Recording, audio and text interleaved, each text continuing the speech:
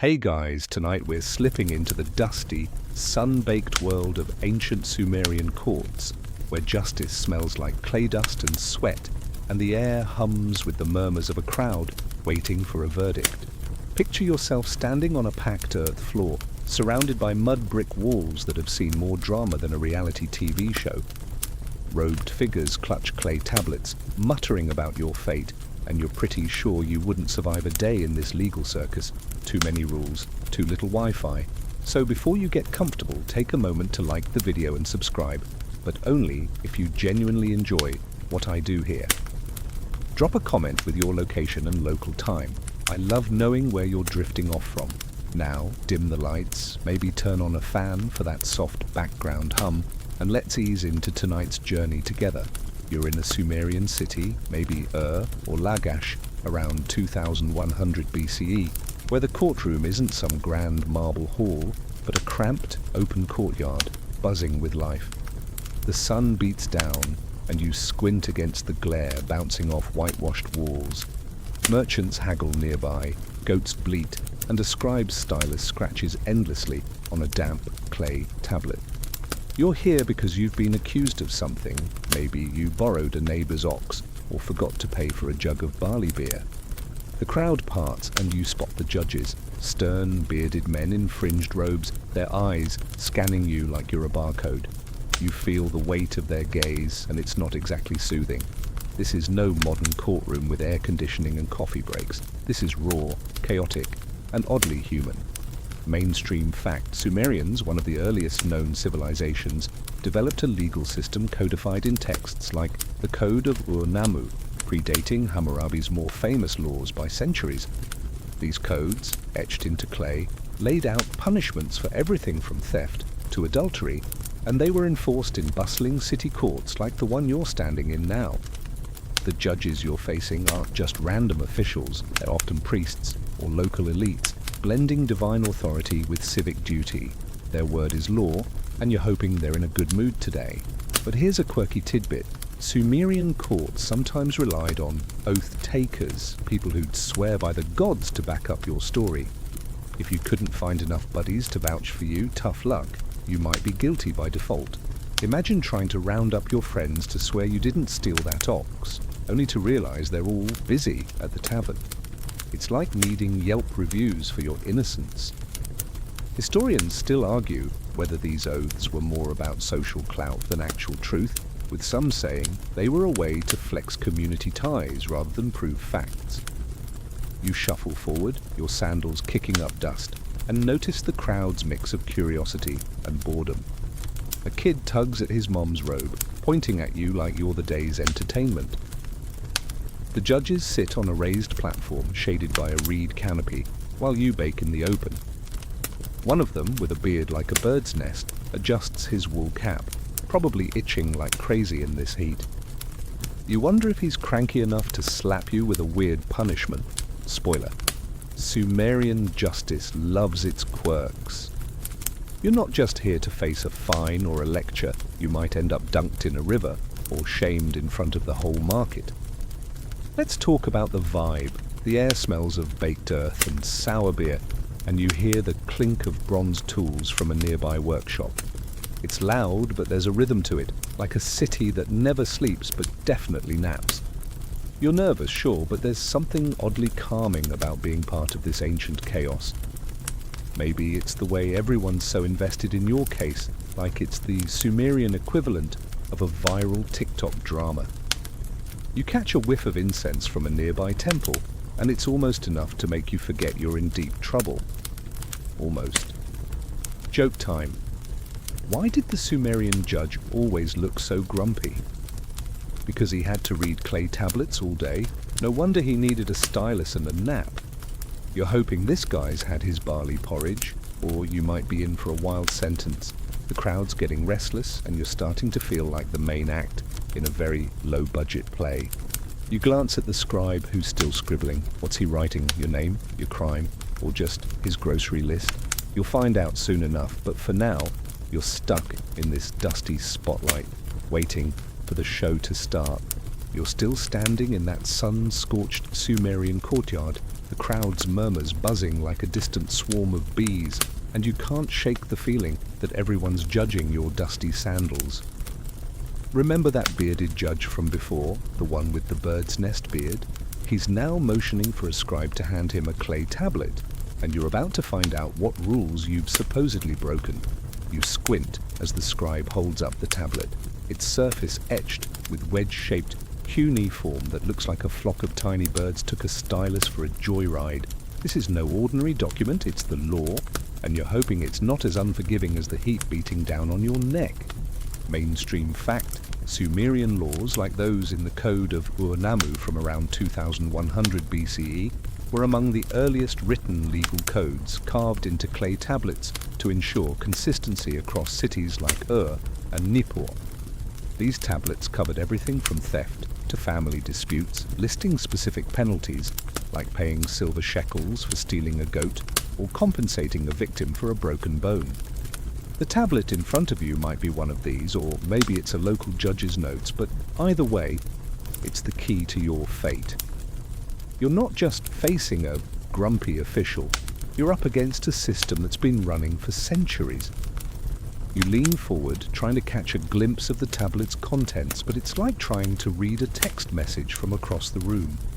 The scribe, a wiry guy with ink-stained fingers, reads aloud in a monotone that could put you to sleep if you weren't so nervous. He's listing rules. If a man borrows an ox and returns it lame, he shall pay. You zone out for a second, distracted by a kid in the crowd munching on a flatbread bigger than his face. Focus, you tell yourself. This tablet's got your name on it. Well, probably not literally, since Sumerians loved their bureaucracy but weren't big on personalizing verdicts. Here's a quirky tidbit. Sumerian laws sometimes included oddly specific fines, like paying a certain weight of barley for insulting someone's honor. Imagine getting fined a sack of grain because you called your neighbor's beer tasteless during a tavern argument. You're wondering if your crime is on that tablet. Maybe you accidentally bumped a merchant's cart and spilled his dates. The scribe's voice drones on, and you catch something about restitution in kind. Does that mean you'll have to replace those dates? Or worse, work off your debt in the merchant's stall surrounded by fruit flies? Historians still argue whether these clay tablets were strictly enforced or more like guidelines for judges to interpret. Some say the laws were a way to show the king's power, like a giant "I'm in charge" billboard, while others think they were practical tools for keeping the peace. Either way, you're not feeling super confident as the judge squints at the tablet, then at you, like you're a puzzle he's too tired to solve. The air's thick with the scent of dust and roasted sesame from a nearby stall, and you're starting to sweat through your tunic. The crowd's still watching, some leaning in, others distracted by a stray dog sniffing around. You notice the scribe's stylus, a reed stick he keeps twirling like it's a fidget spinner. It's almost hypnotic, and you're tempted to let your mind drift, but then the judge clears his throat and you snap back to reality. He's pointing at the tablet, muttering something about the law of the city. You're not sure if that's good or bad, but his tone doesn't exactly scream, "Go home, you're free." Joke time. Why did the Sumerian scribe always carry extra clay? Because he didn't want to get caught with his tablets down. You're not laughing, though, because the judge is now gesturing for you to step closer. You shuffle forward, your sandals scraping the ground, and the crowd quiets down. It's like they know something's coming, maybe a fine, maybe something weirder. You're hoping it's not one of those punishments you've heard whispers about, like being paraded through the market with a sign around your neck. The tablet's rules are clear, but Sumerian justice loves its surprises. You glance at the crowd again, spotting a woman weaving a reed basket while she watches. She's probably heard 100 cases like yours, and you wonder if she's rooting for you or just here for the drama. The judge taps the tablet, and you catch a phrase. Balance the scales. That sounds fair, right? But in Sumer, fairness can mean anything from paying a fine to diving into a river to prove you're not cursed. You're starting to wish you'd stayed home today, maybe spent it sipping barley beer instead of landing in this mess. The scribe's still reading, and you're bracing for what's next. You're still rooted in that sweltering Sumerian courtyard, the judge's stern gaze lingering like a bad sunburn, and the crowd's murmurs feel like a low hum in your ears. Remember that clay figurine he was fiddling with, the one that looked like it was judging you harder than he was? It's back on the table, and the judge is finally getting to the point. He's decided your crime, knocking over that merchant's date cart. Wasn't exactly a capital offense, but it's not like you're getting a high five and a free beer either. You're about to learn how Sumerians handled petty crimes, and it's less about jail time and more about emptying your pockets in the most creative ways possible. Mainstream fact: in ancient Sumerian society, around 2100 BCE, fines were a common punishment for minor offenses like theft, property damage, or public disturbances, as outlined in legal codes like the Code of Ur-Nammu. These fines were typically paid in silver shekels, barley, or livestock, depending on the crime and the offender's wealth. You're lucky your date cart fiasco is considered minor. The judge is now declaring you owe the merchant a specific fine to restore balance. You're hoping it's not your entire stash of barley because you've got a family to feed and a serious flatbread addiction to maintain. The judge leans back, his fringed robe catching a breeze, and announces your penalty: 5 shekels of silver, or the equivalent in grain. You blink, trying to do the math in your head. 5 shekels is no joke. It's like being asked to cough up a month's worth of groceries for a moment of clumsiness. Here's the quirky tidbit. Sumerian fines could get weirdly specific, like paying a single duck for slandering someone, or a basket of reeds for trespassing. You're half expecting the judge to demand you hand over a dozen dates as poetic justice, and the thought makes you stifle a nervous laugh. The crowd's watching, and you swear that kid with the flatbread is smirking at you now. You fumble in your tunic for your money pouch, hoping you've got enough to cover this. The air smells of dust and roasted chickpeas from a nearby stall, and you're distracted by the clatter of a potter's wheel spinning somewhere close. The scribe, still scribbling like he's got a personal vendetta against clay, records your fine with a flourish. You're starting to feel like you're in a bureaucratic nightmare, except instead of paperwork, it's all tablets and grumpy officials. The judge waves a hand, signaling you to approach the merchant, who's standing nearby with a smug grin and a basket of slightly bruised dates. Historians still argue whether these fines were meant to punish or simply compensate victims, with some suggesting they were a way to keep disputes from escalating into family feuds. Others think fines were a revenue stream for the city, like a parking ticket that funds new temples. Either way, you're not thrilled about parting with your silver. You hand over the shekels, feeling the crowd's eyes on you like you're the star of a very niche reality show. The merchant counts them slowly, probably enjoying your discomfort, and you're tempted to ask if he takes IOUs. Joke time. Why did the Sumerian merchant love court days? Because he got paid in silver and drama. You're not laughing, though, because your wallet's feeling lighter than a reed basket. The judge is already moving on to the next case, something about a stolen goat, and you're left standing there wondering if you should have just apologized to the merchant in the first place. The courtyard's noise swells again, with vendors shouting and a stray dog nosing around your feet. You nudge it away, trying to shake off the embarrassment of being publicly fined. You glance at the scribe, who's now stacking his tablets like he's playing ancient Jenga. You're curious what he wrote about you, probably something like, "Clumsy date spiller, paid up reluctantly." The crowd's starting to disperse, and you catch a whiff of incense from the temple nearby, its smoky sweetness cutting through the dust. It's almost calming, like a reminder that life goes on, even after a hit to your pride and your savings. You're free to go, but you're already dreading the next market trip. Better watch your step around those carts from now on. You're finally stepping away from the judge's platform in that sun-baked Sumerian courtyard, your pouch of silver shekels a little lighter after paying that fine for the date cart fiasco.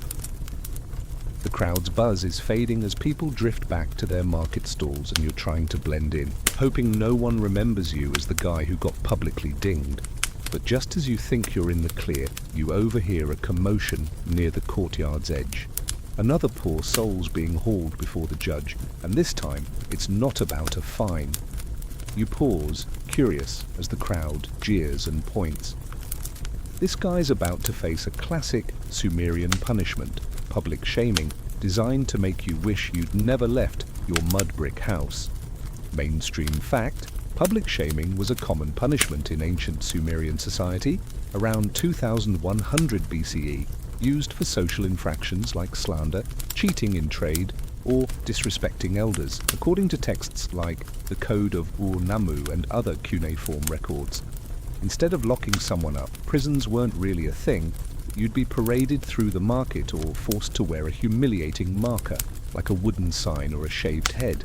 You're watching this guy, who apparently insulted a priestess, being led to the market square with a rope around his neck, the crowd hooting like it's a festival. You're glad it's not you, but you're close enough to feel the second-hand embarrassment. The accused is a wiry trader, his tunic stained with sweat, and he's got a clay plaque hung around his neck, scratched with cuneiform that probably says something like, "I'm a loudmouth." Here's the quirky tidbit: Sumerians sometimes made offenders carry heavy objects, like a big clay cone, to amplify their shame, like wearing a dunce cap, but with more cardio. You're imagining how sore your shoulders would be lugging that thing around, and you wince. The trader's face is red, not just from the heat, and you can tell he's counting the minutes until this is over. The crowd's tossing insults, and that kid with the flatbread from earlier is back, giggling like this is better than a puppet show. You edge closer, the air thick with dust, and the sharp tang of fermenting barley from a nearby tavern. The traders being marched past stalls piled with figs and pottery, and every vendor's got something snarky to say. You hear one shout, "Next time keep your mouth shut," and the crowd roars. It's brutal, but there's a weird rhythm to it, like the city's purging its frustrations through this guy. You're starting to see why shaming works. Nobody wants to be the one everyone's laughing at. You're checking your own behavior, wondering if you've ever accidentally insulted someone important. Better keep that in mind next time you're at the temple. Historians still argue whether public shaming was more about deterrence or community bonding, with some saying it reinforced social norms by making everyone complicit in the punishment. Others think it was just cheap entertainment for a city with no streaming services. Either way, you're feeling the weight of those stares as you watch the trader stumble along. The judge, back at his platform, is already on to the next case, but you catch him smirking like he knows this punishment's hitting harder than any fine. You're starting to think Sumerian justice is less about fairness and more about putting on a good show. Joke time. Why was the Sumerian trader so quiet after court? Because he'd already said too much for one lifetime. You're not laughing though, because the crowd's energy is contagious, and you're half worried you'll end up on their bad side. You notice a woman in the crowd, weaving a reed mat while she watches, her fingers moving like she's heard this drama 100 times. The traders, now at the market center, where a scribe's reading his crime aloud again, just to make sure everyone gets the memo. You're tempted to slip away, but there's something oddly mesmerizing about this spectacle, like watching a slow-motion train wreck. The ground's littered with date pits and broken pottery, and you step carefully, not wanting to draw attention. The air's buzzing with flies and the scent of incense from a nearby shrine, and it's almost enough to lull you into a daze. But then the trader trips, and the crowd erupts again, and you're snapped back to the moment. You're starting to feel sorry for him, but you also know this is how Sumer keeps the peace, by making sure nobody wants to be the next guy with a sign around his neck. You're just glad your fine was paid and done with, but you're keeping your head down as you move through the market.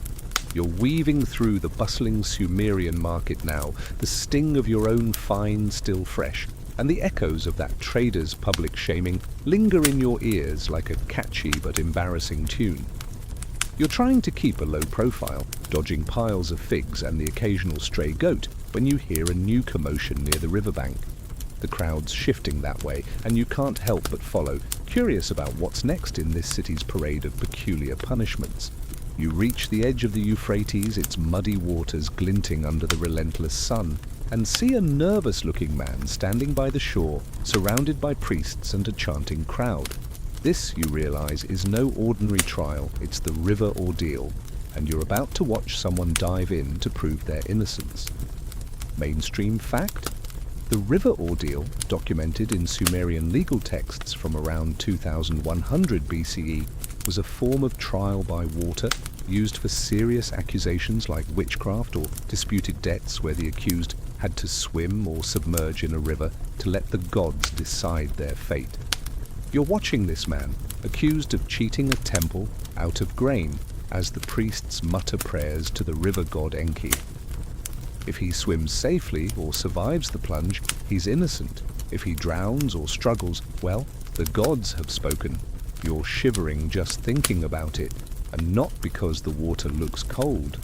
The man's tunic is soaked with sweat, and his eyes dart between the river and the crowd.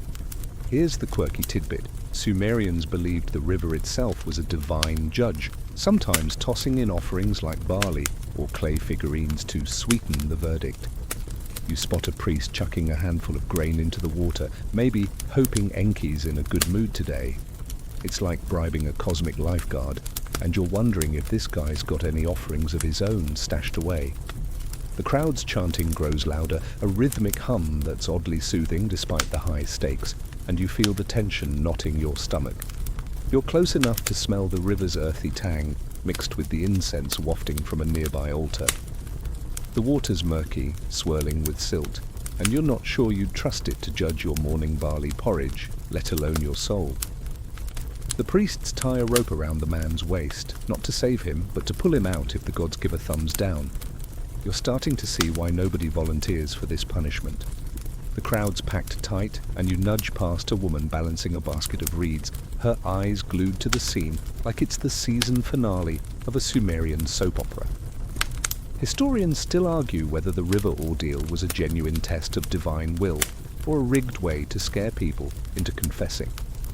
Some say the priests could manipulate outcomes by choosing tricky currents or tying ropes too tight, while others think it was a last resort for cases with no evidence. Either way, you're not envying this guy as he steps into the shallows, the water lapping at his knees. The priests raise their arms, chanting louder, and you catch a glimpse of that kid with the flatbread again, now perched on a wall for a better view. You're starting to think he's the real winner here, munching away while you're all sweating through the drama. Joke time. Why did the Sumerian river ordeal always make a splash? Because it was the gods' favorite reality show.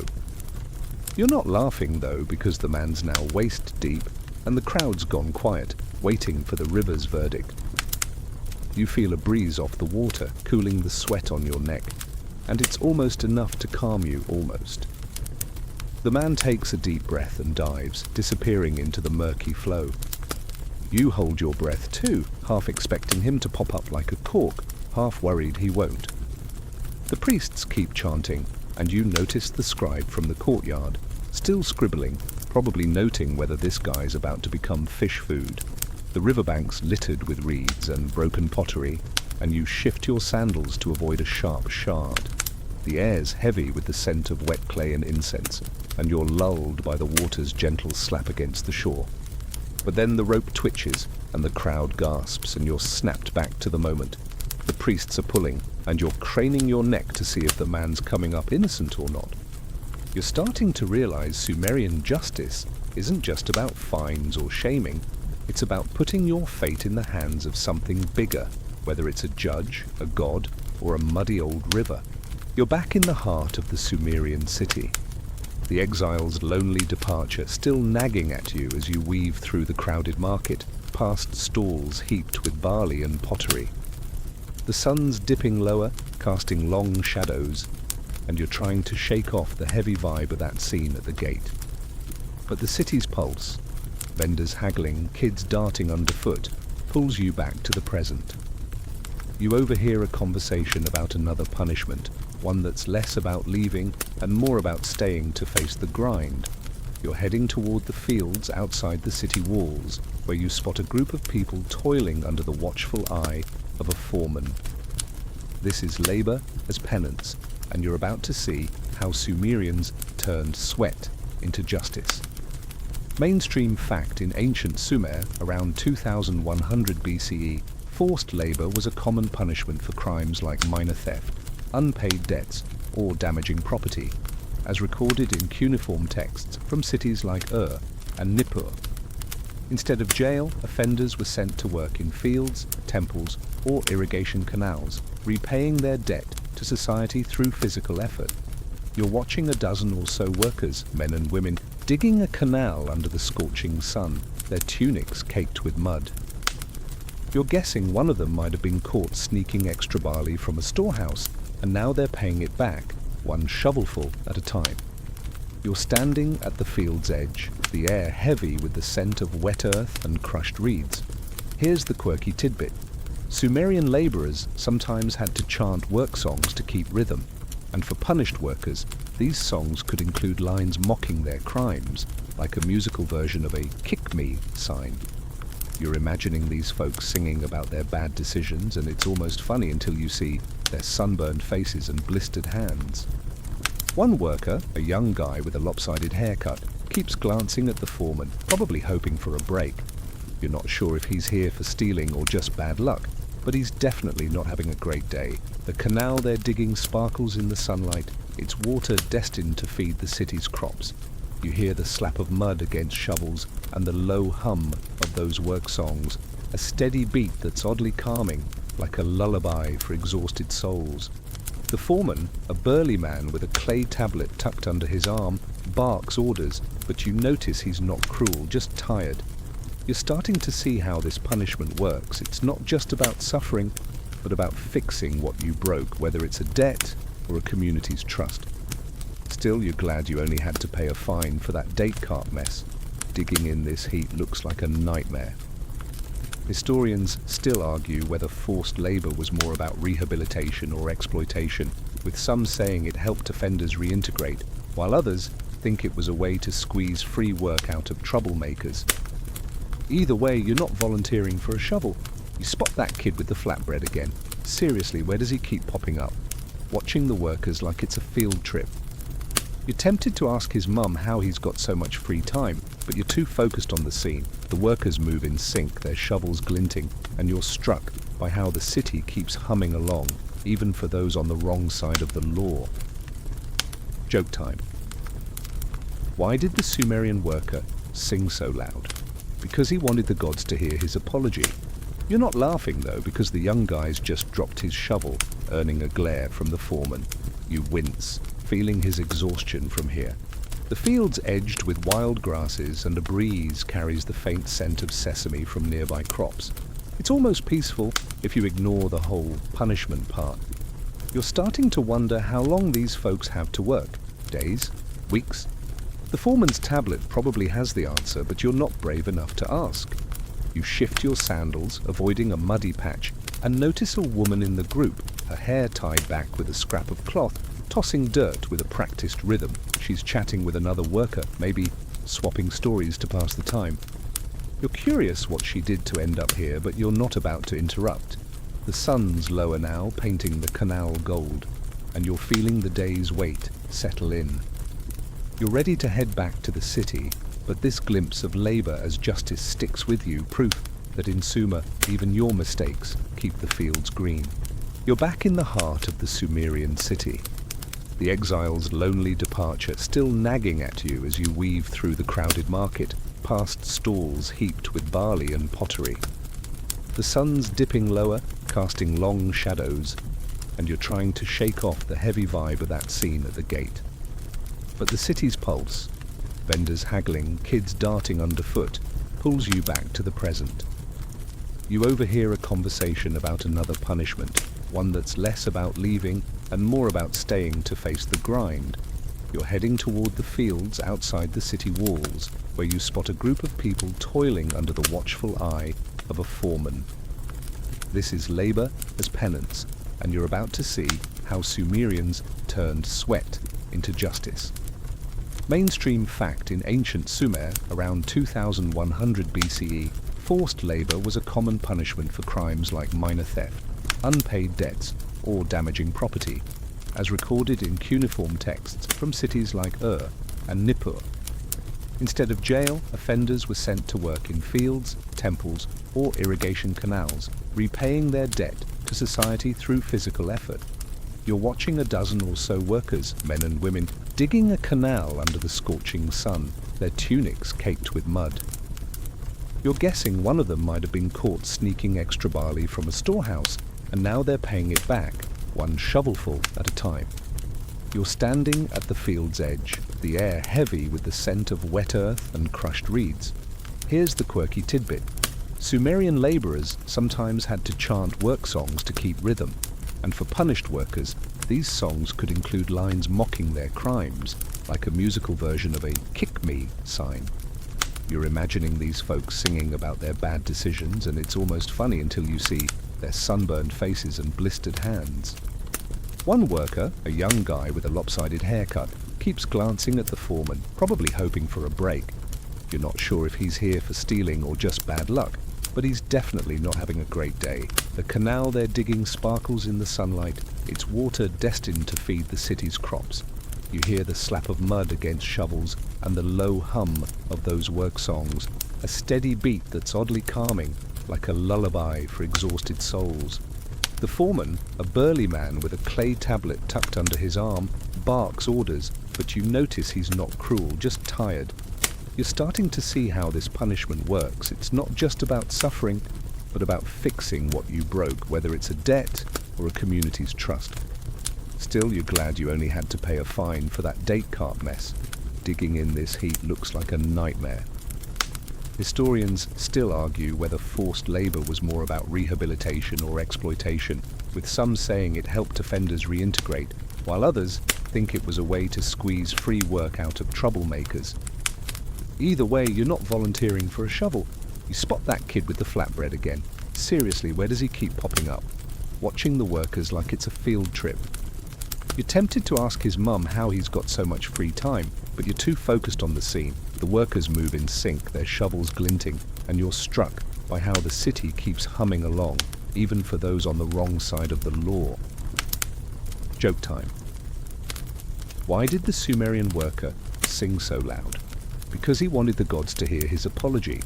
You're not laughing, though, because the young guy's just dropped his shovel, earning a glare from the foreman. You wince, feeling his exhaustion from here. The field's edged with wild grasses, and a breeze carries the faint scent of sesame from nearby crops. It's almost peaceful if you ignore the whole punishment part. You're starting to wonder how long these folks have to work. Days? Weeks? The foreman's tablet probably has the answer, but you're not brave enough to ask. You shift your sandals, avoiding a muddy patch, and notice a woman in the group, her hair tied back with a scrap of cloth, tossing dirt with a practiced rhythm. She's chatting with another worker, maybe swapping stories to pass the time. You're curious what she did to end up here, but you're not about to interrupt. The sun's lower now, painting the canal gold, and you're feeling the day's weight settle in.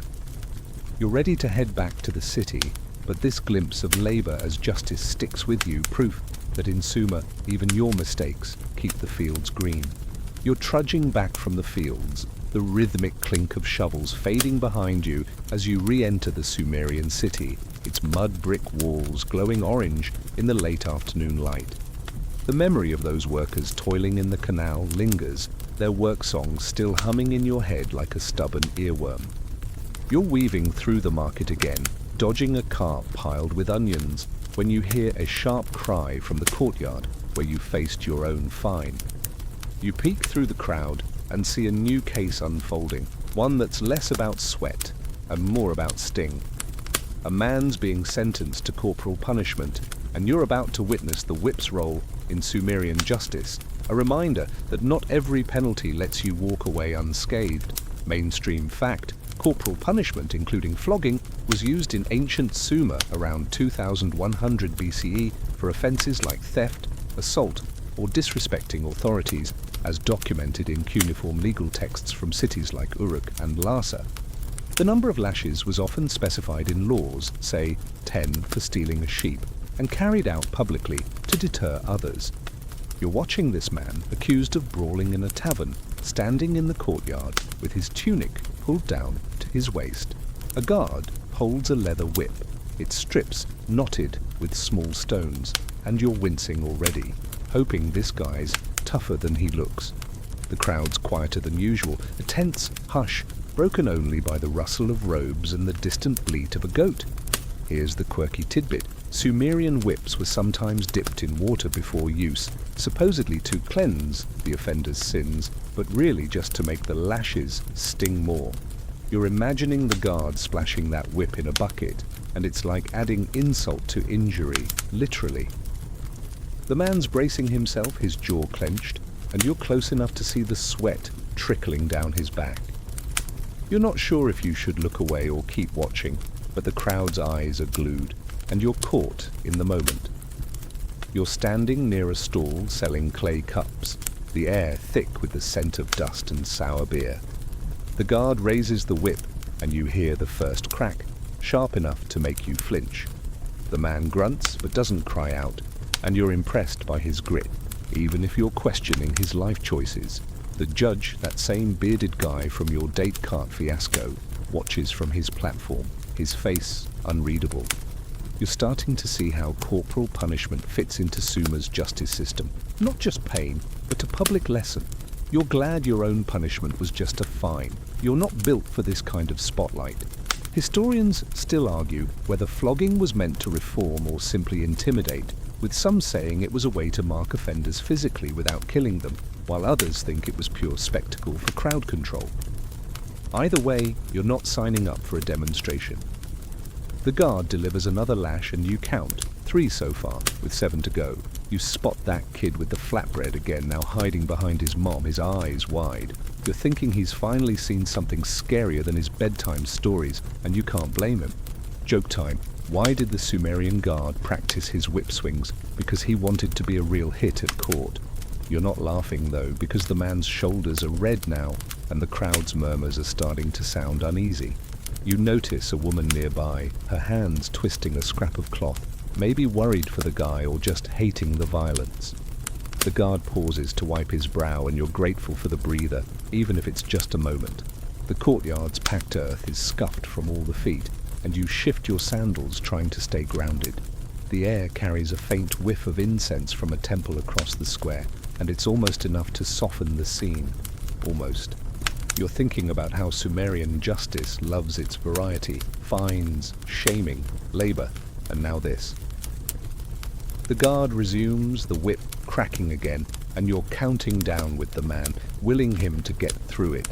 You're starting to feel the weight of this city's rules, how every misstep has a price, whether it's silver, sweat, or skin. The judge nods like he's satisfied, and you're hoping this guy's tavern days are behind him.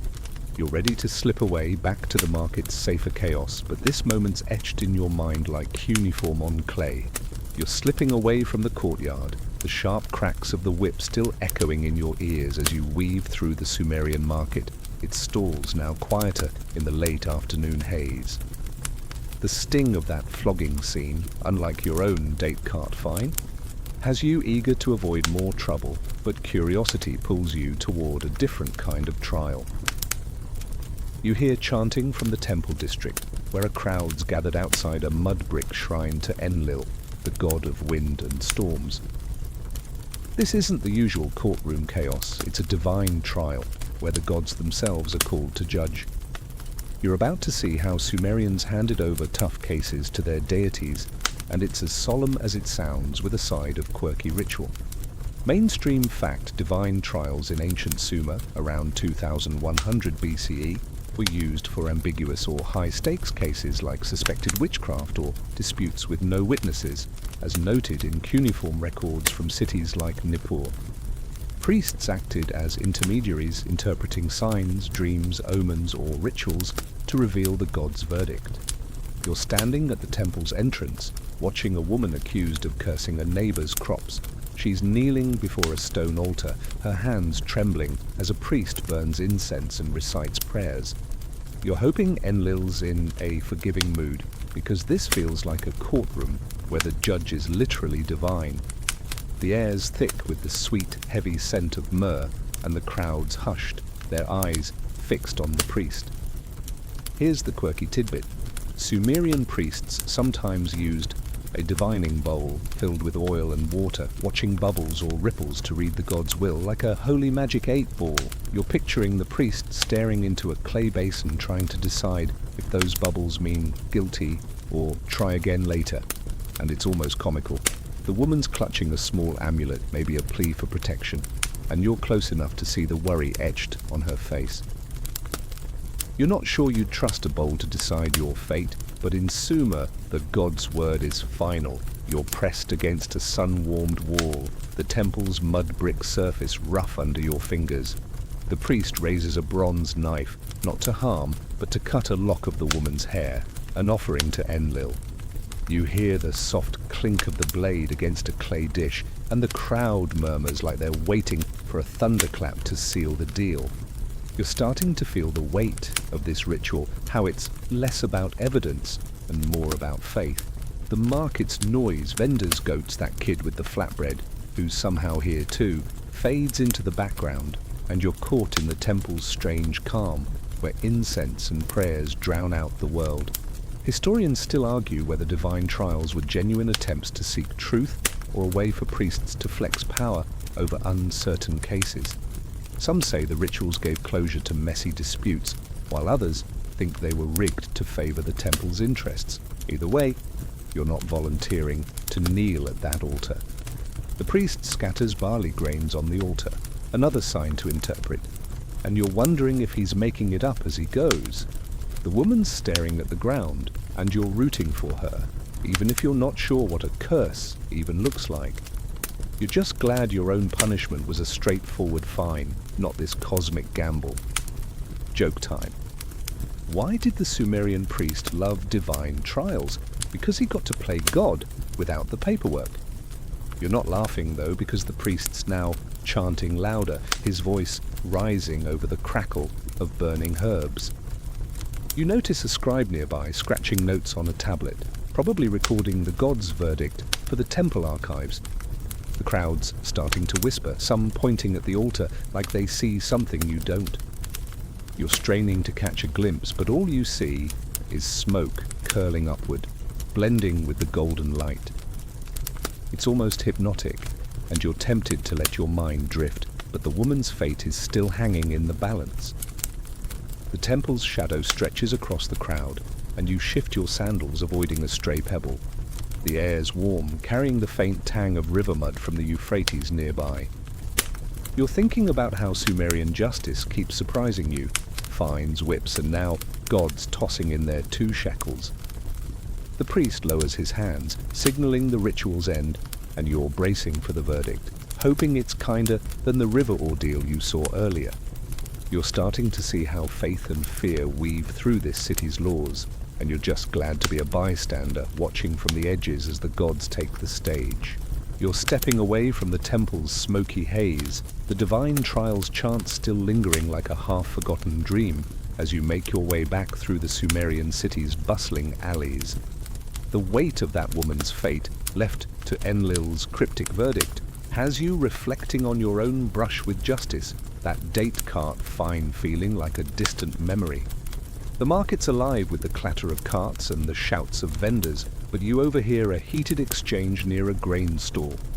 A man's arguing with a merchant, waving a clay tablet, and you realize this is about restitution, another Sumerian punishment, where you don't just say sorry, you pay up with something tangible. You're about to see how justice means balancing the scales with livestock, grain, or whatever else you've got.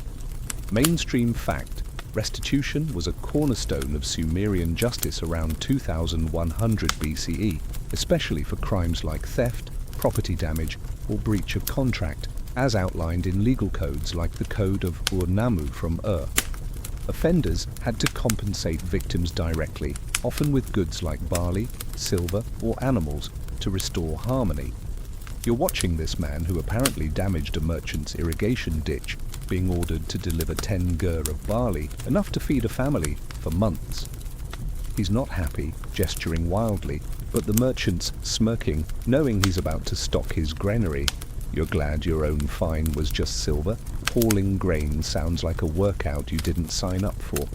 You're standing near a pile of stacked reed baskets, the air thick with the nutty scent of roasted barley and the faint musk of nearby goats.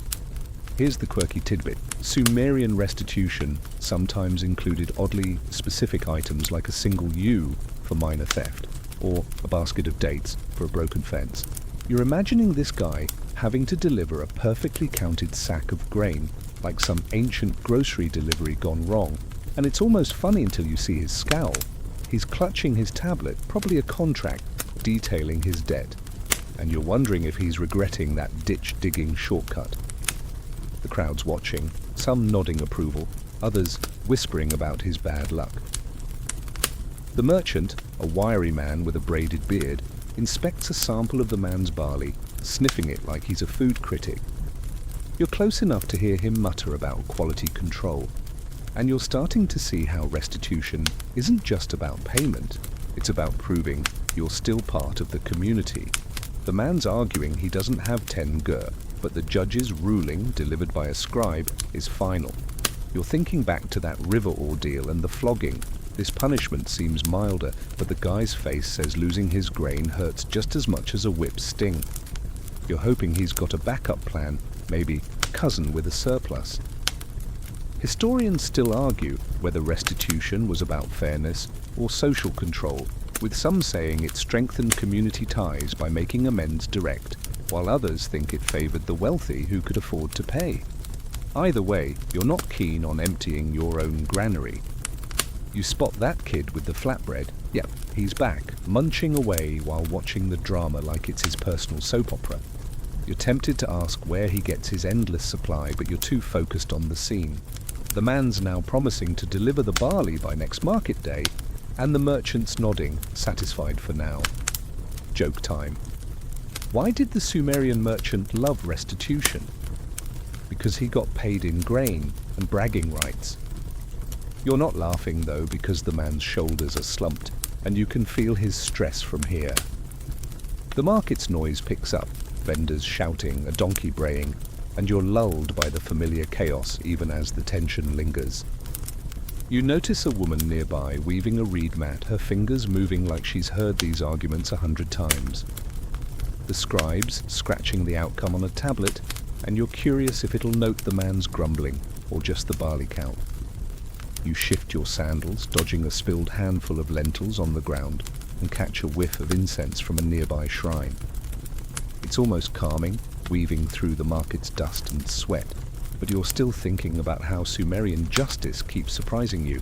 Fines, shaming, labor, divine trials, and now this, paying your way back into the city's good graces.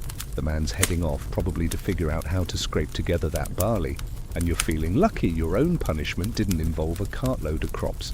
You're ready to move on, maybe grab a clay cup of beer, but the weight of restitution's price sticks with you as you blend back into the crowd. You're wandering deeper into the Sumerian city as dusk settles, the market's clamor softening into a gentle hum of evening chatter and flickering oil lamps.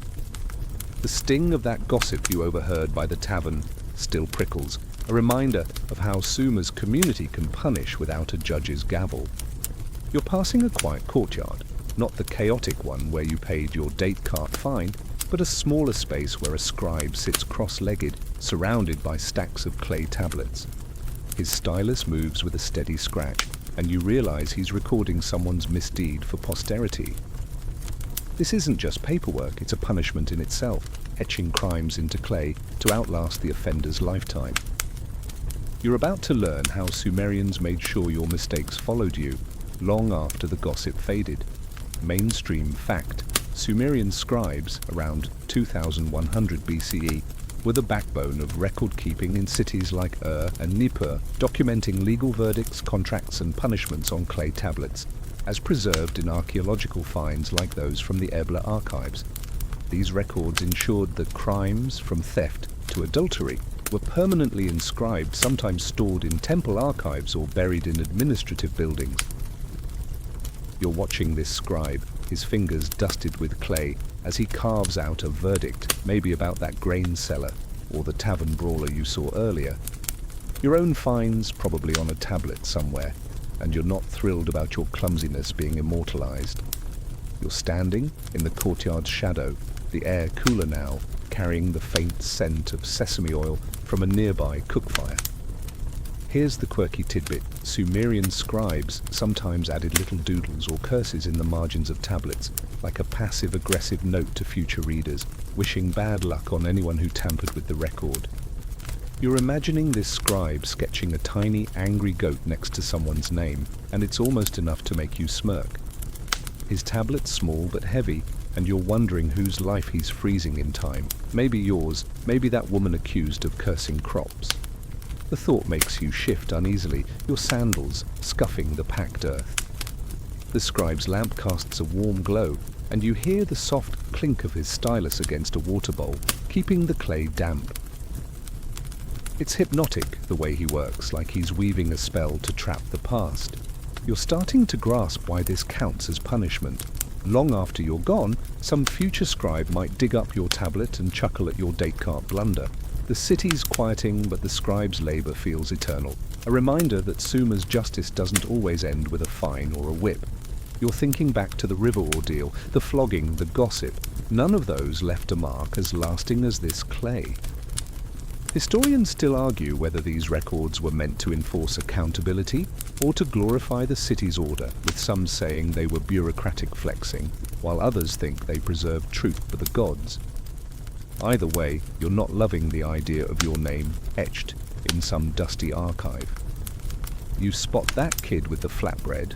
Honestly, this guy's got a teleportation trick, sneaking a peek at the scribe's work, his mum nowhere in sight. You're tempted to shoo him, but you're too focused on the tablet, wondering if it's about you or some other unlucky soul caught in Sumer's web.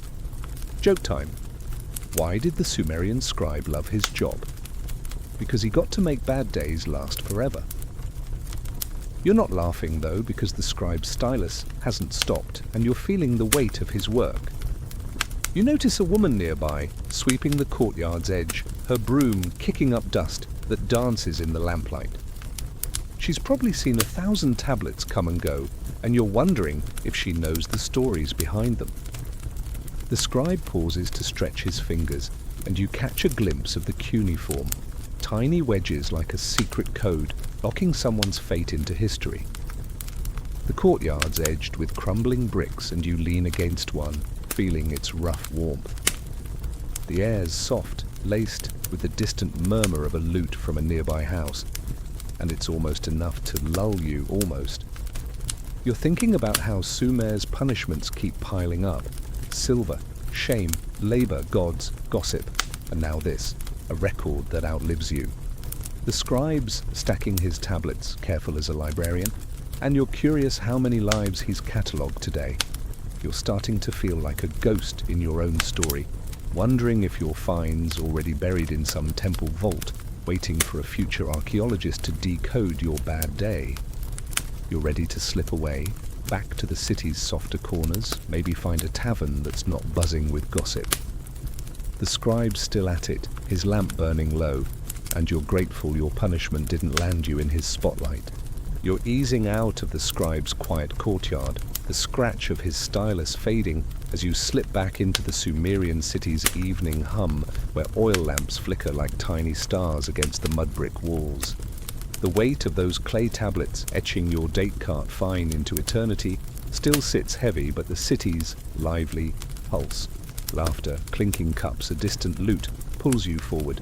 You're passing a grand house, its entrance flanked by carved lions, when you overhear a heated debate in the market square. Crowds gathered around a judge, not your usual bearded grump, but a sharply dressed noble settling a case. You realize this guy's getting off easy, and you're about to learn how Sumer's elite dodged the harsh punishments you've seen, from whips to river plunges. Mainstream fact. In ancient Sumer, around 2100 BCE, social hierarchy heavily influenced legal outcomes, with elites like nobles, priests, and wealthy merchants often receiving lighter sentences than commoners, as suggested by cuneiform records from cities like Uruk and Lhasa. While a farmer might face flogging or exile for theft, a high-status offender could settle with a fine or a temple donation, preserving their dignity. You're watching this noble, accused of diverting water from a neighbor's canal, calmly offer a hefty sum of silver to appease the gods. The judge nods, the crowd murmurs, and you're sensing a pattern. Money talks louder than justice in Sumer's courts. You're standing near a stall selling dried fish, the air tangy with salt and smoke. Here's the quirky tidbit. Elite offenders sometimes donated livestock to temples as punishment, which conveniently doubled as a status flex, like sponsoring a festival to buy goodwill. You're picturing this noble handing over a prized bull, strutting like he's done the city a favor, and it's almost laughable. His robe glitters with embroidered shells, and you're betting he's never seen a canal-digging shovel, unlike those laborers you saw. The neighbor, a grizzled farmer, looks annoyed, but outnumbered, and you're starting to feel the unfairness, even if your own fine was a commoner's deal. The square's packed, with vendors packing up and kids darting through. Yep, there's that flatbread kid again, somehow always in the action. You're close enough to hear the noble's smooth apology, all polished words and zero sweat. The judge, lounging under a reed canopy, accepts the silver with a smile that says he's used to this. You're thinking back to the flogging, the river ordeal, even the gossip. None of those hit the elite quite the same. It's like they've got a VIP pass to justice, and you're stuck wondering why your Descartes mess didn't come with a donate and dodge option. The crowd's starting to disperse, some grumbling about favoritism, and you're nodding along. Historians still argue whether this leniency was corruption or just Sumer's way of protecting its power structure, with some saying elites were spared to keep the city stable, while others call it plain old privilege. Either way, you're not shocked. You notice a woman nearby, her basket of reeds balanced on her head, muttering about silver over cents. She's got a point, and you're tempted to agree, but you keep quiet, not wanting to stir up trouble. The noble's already strolling off, his entourage trailing, and you're left in the square's fading light, the air soft with the scent of jasmine from a nearby garden. Joke time. Why did the Sumerian noble love court? Because his wallet always got the last word. You're not laughing, though, because the farmer's still standing there, clutching his canal contract like it's a lifeline. You're starting to see how Sumer's justice bends for those at the top, leaving the rest to scramble. The square's emptying, and you hear the distant splash of the Euphrates, a reminder of the river ordeal that noble will never face. You're grateful your own punishment was straightforward, but you're side-eyeing the system, wondering how many others paid more for less. You shift your sandals, dodging a stray fishbone on the ground, and catch the flicker of an oil lamp from a nearby shrine. It's calming, weaving through the city's evening rhythm, but the noble's easy escape sticks with you. You're thinking about the scribe's tablets, the gossip, the labor, how they all hit harder when you're not draped in shells and silver. The judge is gone now, probably counting his cut, and you're ready to head toward the tavern district, maybe find a clay cup of beer to wash down the day. Sumer's teaching you that justice here isn't blind, it's got a keen eye for status, and you're just hoping to stay on its good side. You're drifting away from the market square, the noble's silver-lined escape still nagging at you as the Sumerian city softens into night. The air's cooler now, laced with the scent of river mud and flickering oil lamps, and the hum of taverns and lute strings weaves a gentle backdrop. You're tired. Your Descartes find feels like ages ago, and the parade of punishments you've witnessed, from whips to gossip to clay tablets, has left you pondering. You find a quiet spot by the city's edge, near a low wall overlooking the Euphrates, its waters glinting under a star-strewn sky. This is a moment to reflect, to let the weight of Sumerian justice settle like dust after a long day, and you're ready to untangle what fairness meant in this ancient world.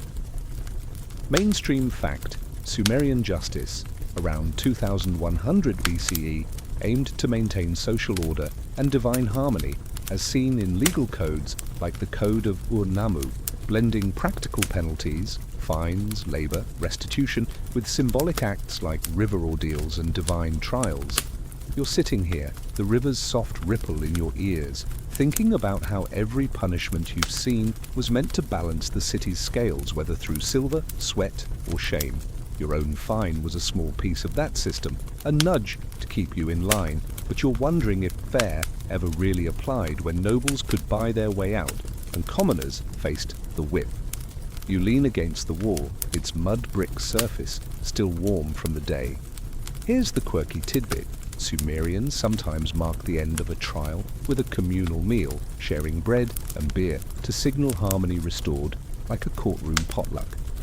You're imagining that noble from earlier toasting with the judge, while the farmer he wronged sulks at home, and it's a bittersweet image. You're alone now, no crowd, no flatbread kid. Finally, a break from his uncanny appearances. The stars above are sharp, and you're tracing patterns, maybe ones Sumerians named for their gods, as you mull over the day's lessons. The city's quieter, but you hear a distant laugh, the clink of a clay cup, and it's like Sumer's heartbeat, steady despite its quirks. You're thinking back to the river ordeal, the scribe's tablets, the gossip, each a thread in a tapestry of justice that's both rigid and human. You're starting to see how it worked, not always fair, but practical, tying people to their community even when it hurt. Your fine was a slap on the wrist, but for others, punishment meant exile or a permanent mark. You're wondering if the gods, like Enlil or Nanshi, really cared, or if it was all a way to keep the city from unraveling. Historians still argue whether Sumerian justice was more about control or community, with some saying it prioritized the elite's power, while others think it gave everyone a stake in the city's order. You're leaning toward the former, given that noble's smug exit, but you're no scholar, just a guy with sore feet and a lighter pouch. The river's flow is soothing, its murmur blending with the night's calm, and you're feeling the day's chaos slip away. You're picturing that canal-digging crew, the shamed trader, the woman at the temple, each navigating their own piece of Sumer's rules, and you're grateful to be here, just watching. Joke time. Why did Sumerian justice feel so heavy? Because even the gods couldn't agree on the verdict. You're not laughing, though, because the stars are too bright, the night too still. You notice a reed swaying by the riverbank, catching the moonlight, and it's like a tiny nod from the world, telling you to let go. You're thinking about how Sumer's punishments, harsh or quirky, were about keeping this city alive, its markets, temples, fields. You're starting to feel a strange respect for it, flaws and all, as you settle deeper into the moment. Now let's slow things down, ease you into the quiet. You're still by that river, the Euphrates, whispering secrets older than the stars above. The city's asleep, its mud brick walls cradling dreams of merchants, scribes, and that flatbread kid, probably still munching somewhere. The air's soft, cool, carrying just a hint of jasmine and clay, and you're letting your shoulders relax, your breath deepen. Each punishment you saw today, fines, whips, gossip, clay, fades like ripples on the water, leaving only this moment, this gentle night. You're safe here, under Sumer's endless sky, where justice and chaos blend into memory. Picture the river's flow, steady, timeless, carrying away the day's weight. Your eyes are heavy, the stars blurring into a soft glow. Let the city's hum, its distant lute, its quiet breath, guide you to rest. You're drifting now, wrapped in the warmth of an ancient world, its stories yours to keep. Sleep easy, friend, under these stars.